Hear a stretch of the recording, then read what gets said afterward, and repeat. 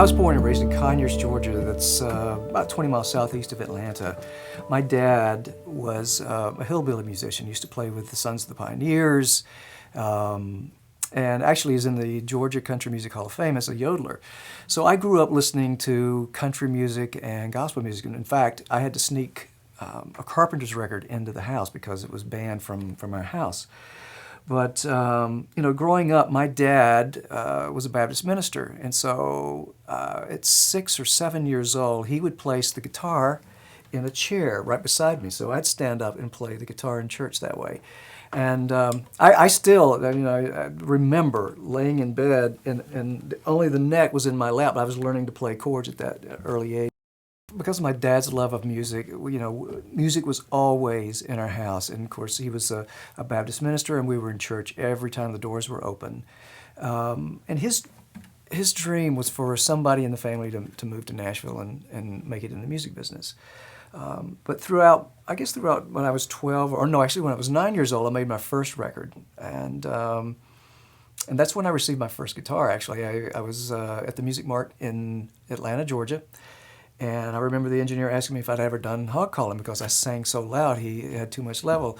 But after that session, they took me upstairs, gave me my first guitar, and I thought that was, I'll never forget that. It was a big day for me.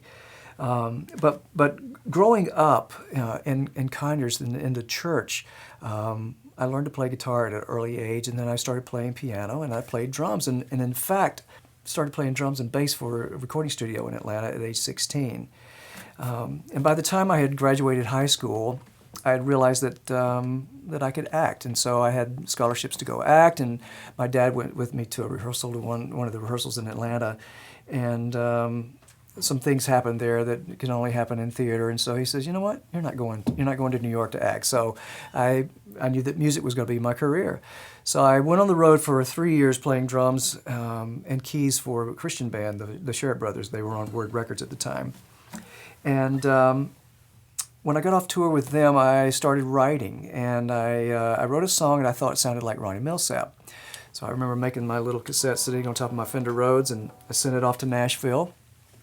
And about 3 months later, got a call back from Ronnie Millsap's office, and they said, "Hey, we'd love to have you come up and do demos on this song." So that started my Nashville career in 1979. I moved to Nashville, and I wrote for Ronnie Millsap for about a year and a half, and from there went over to Word Records, and I was at Word Records for about 7 years. I had 21 number one records there. It was a great learning experience for me, and from there I went to start my own production company in 1986, and so I've been a producer and writer in Nashville ever since. And my introduction to McPherson guitars was interesting. In 1991, I bought a studio in Franklin, Tennessee called the Bennett House. And a friend of mine, Jerry McPherson, not related to Matt McPherson, brings in this guitar with this weird hole in it. And I go, "Wow, that is crazy." And so I began to play this guitar, and I said, I've got to have one of these guitars. So he connected me with Matt, and Matt left a guitar there at the studio, and everybody that came through the studio eyed that guitar every time, and that was everyone's favorite. So that was my introduction to McPherson guitars.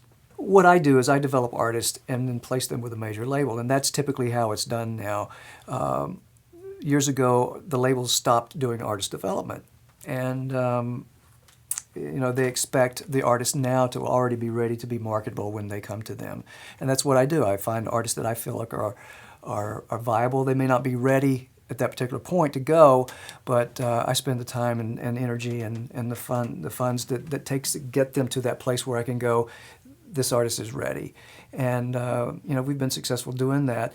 And the new thing now is that there's so many different people doing it, though. The issue that we're facing right now is just finding ways to be heard, because so many people, it's so congested out there.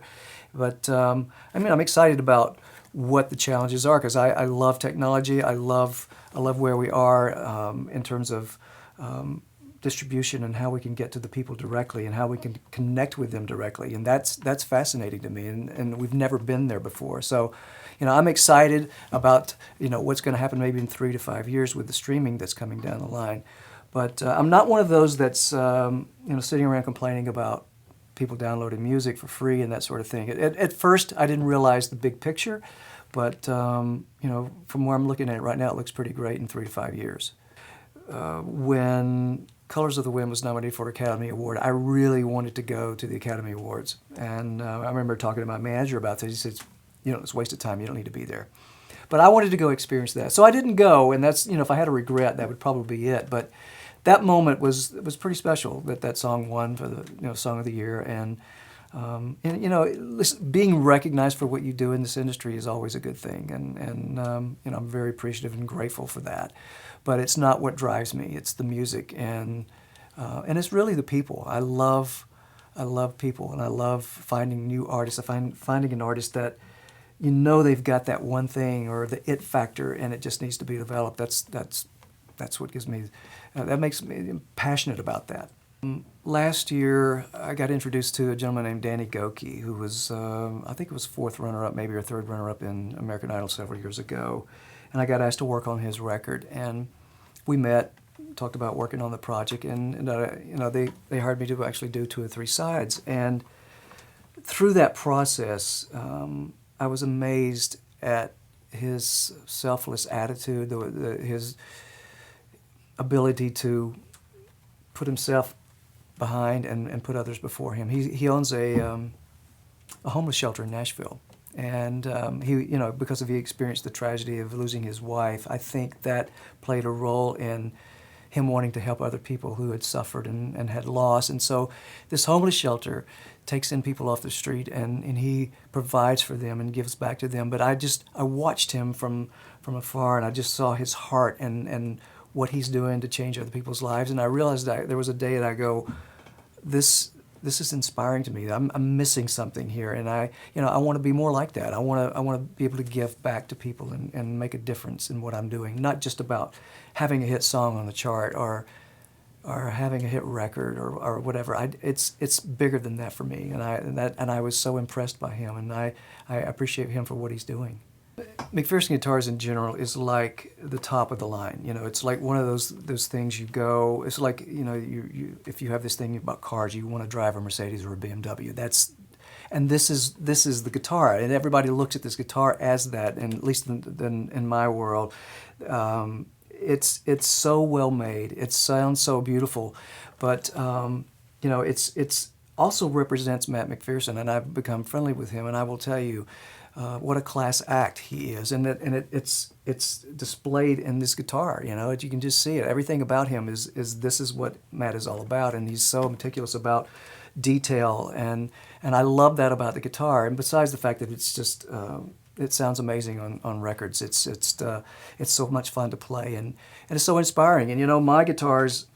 He left a bunch of great songs in there, so I've been fortunate to pull those out over the years, and I continue to do that, and I'm just honored to be a part of it. I love the whole concept of how Matt works with his artist, and he really supports the artist, and I think that's important.